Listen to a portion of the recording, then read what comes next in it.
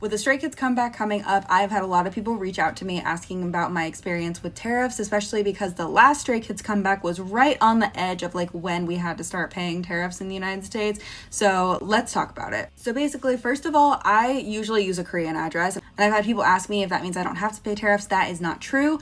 Basically, a Korean address is through a company. There's Delivered Korea, there's Paceable. I like to buy things like for this Wano comeback right now. He's my old bias, and so I'm buying like 3 albums from Apple Music and 3 albums from Soundwave, you know? And so sending all of that like right abroad, like paying shipping for every single package of 3 albums is so silly. So I just send everything to the warehouse, and then I pay shipping for 1 box that has all of the albums in it. It does save me shipping in the long run, but it does not mean that I don't pay tariffs.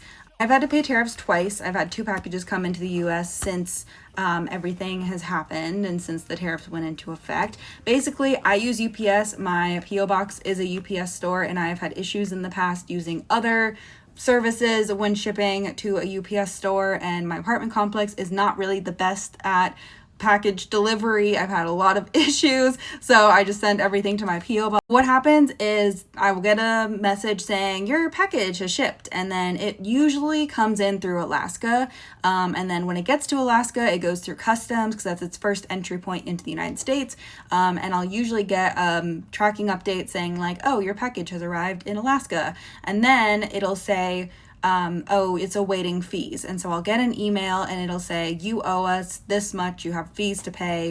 It's going to vary depending on what you buy, what the value of the package is. When you check out on a Korean website, it is not going to calculate tariffs for you. This is a separate charge you're going to have to pay when it comes in the United States. And then I have pretty much paid it within like 5 or 6 hours of me getting a notification. Both times that I've had to pay tariffs, I usually pay it pretty much right away. Actually, the first time I had to pay tariffs for my group order, it did get delayed a business day, and unfortunately that was it going from a Friday to a Monday, so it was like the whole weekend.